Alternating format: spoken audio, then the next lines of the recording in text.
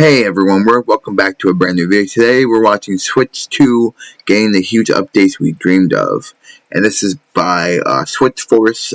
He does a lot of Nintendo based coverage, so I just want to, share this and hopefully get his opinion and stuff like that, so it's good. So let's get this on. You know, when you bought your Switch 2, or when you buy your Switch 2, when you get your Switch 2, you look at this system and you say, it looks like a Switch. It's a Switch, and I'm probably going to get the Switch again, right? I'm going to get Nintendo's best games, and I'm going to get their best attempts at making other things playable on this hybrid console. It's right, portable, why wouldn't you? But we're getting the huge updates we dreamed of, friends. Yeah. We're getting the stuff that was only pie in the sky to a certain population, and now is coming through so clutch. What's going on, everybody? It's Zach from Switch Force. Here we are with some amazing Nintendo news updates as we enter the holiday season full force. Hope you all had a great Thanksgiving. That's what I like about him too, is that like a lot of YouTubers as well, like that they do updates and they share new ideas that are coming up to the platform. So yeah, you celebrate. If you didn't, hope you all had a great day regardless. But we got awesome updates on Call of Duty, Assassin's Creed, and much more. So let's kick it off with a little Metroid Prime 4 news, because it said that Metroid Prime 4 will be releasing with casual and normal modes. And let me know in the comments down below how you feel about this stuff, right? Hit that like button if you enjoy these videos. It's how we keep Switch Force rolling and going. Metroid Prime 4, no hard mode when you boot it up.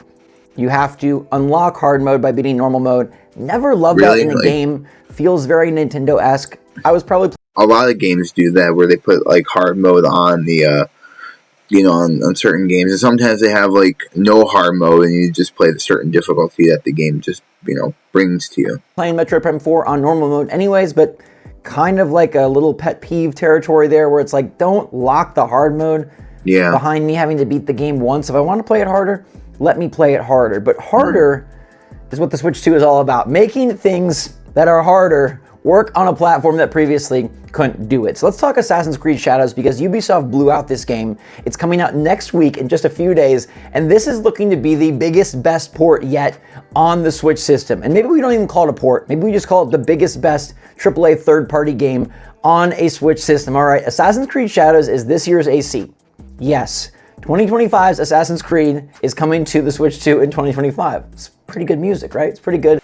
Ears feels good in my eyes, feels good in my Nintendo lover heart. And it is Black Friday. There's a few decent-ish Switch 2 deals rolling around, but the one I love keeps my system clean, pristine, and a playable machine. This is the D-Brand Kill Switch Ultra Kit. It's currently $45 off, and it keeps my Switch 2 protected wherever I go. It keeps my Switch 2 playable wherever I go. You've seen these grips in every video I've made showing off my Switch 2. I use them, but don't take it from me.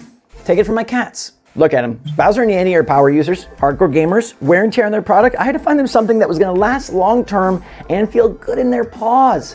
Kill Switch Ultra Kit does both to perfection. D-Brand has refined this thing over time to be magical with your Switch 2. It's got that sticky stack ergonomic feel when you hold the grips. I use these Joy-Con grip even when I'm not traveling. Every freaking Switch session. I had a problem with the Joy-Cons, like just using one Joy-Con to play Mario Galaxy. It wouldn't let me, so I had to play both of them, and it wasn't fun. I just wanted one, to control with. Is these Joy-Con grip, and the cats love the taste as well. All right, you put these things in your dock, still works. Dock adapter, make sure it's fully functional, tabletop mode, handheld mode, however you play. They've even got stick grips to protect their claws from the stick, screen protectors to protect the screen from their claws. Game cartridge hiding under the hard shell keeps those safe as well. And this isn't just a hard travel case that feels awful or a grip that travels terribly.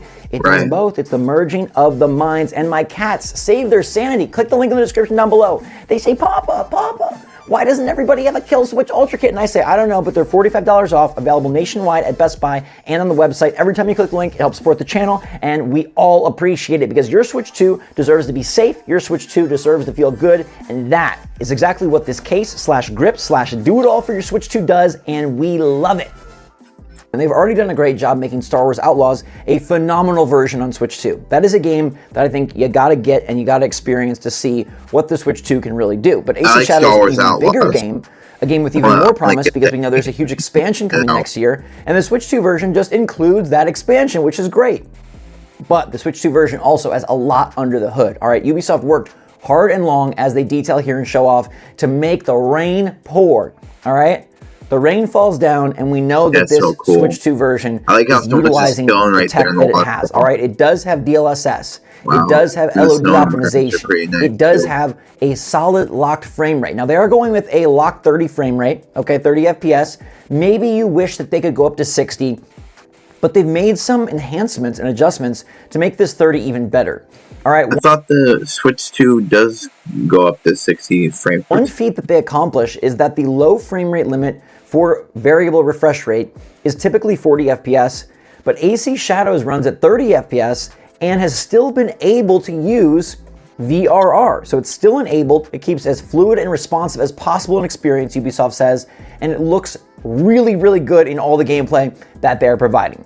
All right, they say that the world is basically the same. The richness of the world is largely intact. All right, it's using the same cloud systems, the same cloth simulation systems.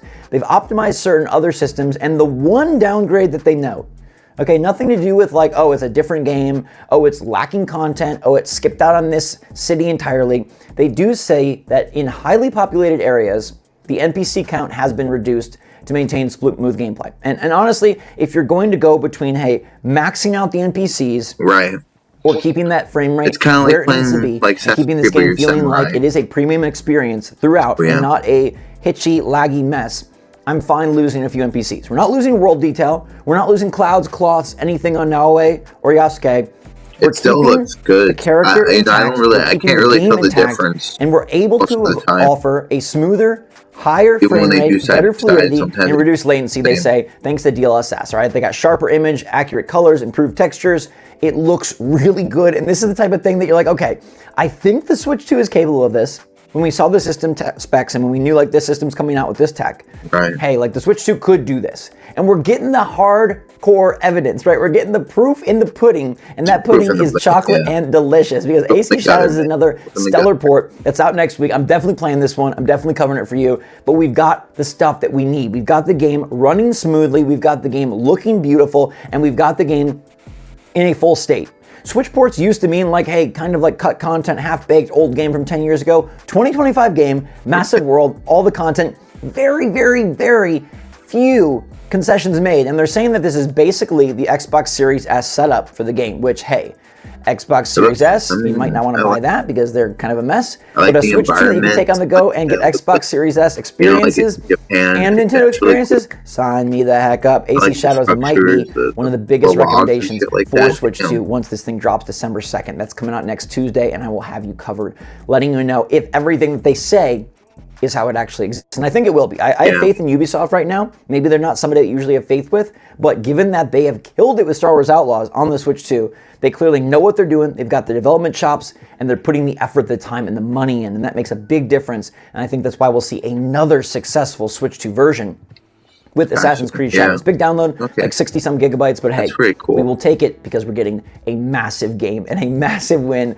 for Switch 2. Another big win coming is going to be Call of Duty. We know that Microsoft signed this deal saying, like, we got to bring Call of Duty to Switch 2. They were not ready to go this year. Kind of a bummer. Would have been like a huge holiday title, but it does seem like they're going to be ready to go in 2026. We know that Sledgehammer, one of the Call of Duty developers, is hiring 4 people that have experience with AAA Switch games. All right, so this does signal that, hey, they are looking to beef up their Switch team, and I'm sure that they want to make sure that they can have something ready to go. Now, Sledgehammer in particular is releasing the 2027 Call of Duty. It does seem like Infinity Ward is releasing the 2026 Call of Duty. So I want to alert you that there's a slight chance that we don't get caught on Switch 2 until 2027 , but I do find that to be kind of far off. I know we're highlighting Sledgehammer hiring here, but the fact that they're hiring probably means the same across other teams. And even though we have not heard a peep about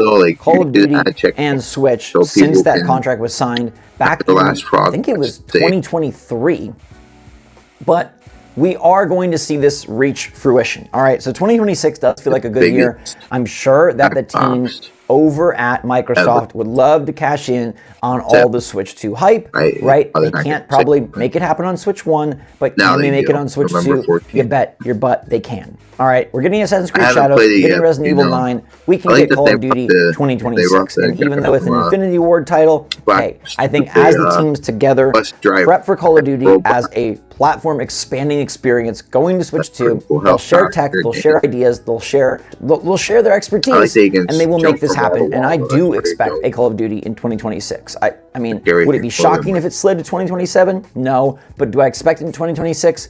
I don't think you want to wait until the third year of the system to start reaping the rewards of what is already a huge install base, and definitely in 2026, only going to get bigger because we see success after success and smart moves utilizing what the Switch 2 is capable of. The Switch 2 it's a great system. I think it's very hard to deny at this point that they didn't put the power inside this thing that they needed to put in. The people that were poo-pooing the system, trying to say it sucked, trying to say it's underpowered, it's just a relic, a rock, no.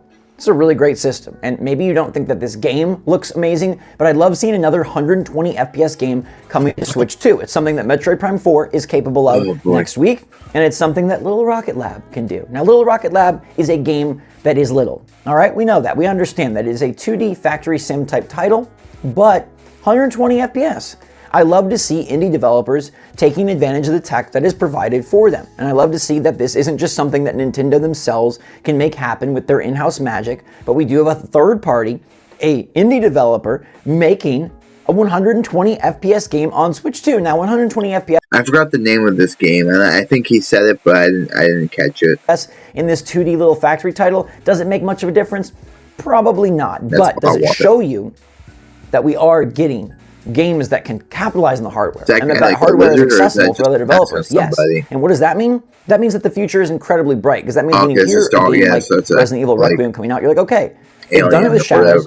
Other companies can take advantage of great frame rate. I'm sure they can make this run smooth and look very, very good. So when we hear other games be announced for Switch 2 next year, which I expect to be tons, I expect tons of games to get Xbox, PlayStation, PC, and Switch 2, you know and have confidence that, hey, if an indie developer can pull off 120, right? If big open world games can run with very few concessions and look great and have the weather systems, the cloth systems, the cloud systems, then we know that whatever game gets announced, like, it's going to make it happen. The Switch 2 is not a system where you have to second guess or be very concerned about how this is possibly going to piece together with masking tape and box cutters and make it all come together to work like this robotic creation out of cardboard. No. The Switch 2 can run third-party games effortlessly. The Switch 2 can run third-party games with confidence, and that to me is one of the hugest wins that we've ever had from Nintendo. Honestly, in the modern era, saying that we can have day-and-date AAA titles from the other big publishers, it's massive. It's absolutely huge. Huge holiday win for Nintendo on the 120 FPS front. Huge holiday win for Nintendo on getting Call of Duty ready, hopefully for next year front. And huge holiday win for Nintendo on getting Assassin's Creed Shadows in such a glorious state, such a good state. It would be nice if Call of Duty was on the Switch. So I'm feeling really great about this system as we move into the last big Nintendo release of the year. Metroid Prime 4 out next week. I'll have coverage for you as soon as I can, as early as I can. Super pumped for that game. We're going to be mouse moding it up. We're going to be checking out the performance mode, checking out the quality mode, and seeing what we can get in terms of graphics, performance, where we like to play it, what we like to do, and what this system really can put out. And I'm fully confident that AC Shadows is going to back that up. So it's a big week next week. Stay tuned. Get your rest this weekend, because it's games on your Switch 2 system all the way till Christmas. Thank you guys and girls for watching. All right. Thanks for guys. Yeah. Anyway, if you want to watch the original, it's in the description. My socials are also down there too, so check them out. Check out my other YouTube channels. You know, I'm trying to post daily, and I've been keeping up with that pretty decently. Sometimes I take a little bit of breaks here and there because, you know, I burn out and stuff. But anyway, let me know what you think of this. If you're interested in any of the games that you talked about, like Assassin's Creed, Star Wars, and what was the other one? Oh yeah, Call of Duty. So yeah. Anyway, see you later. Bye.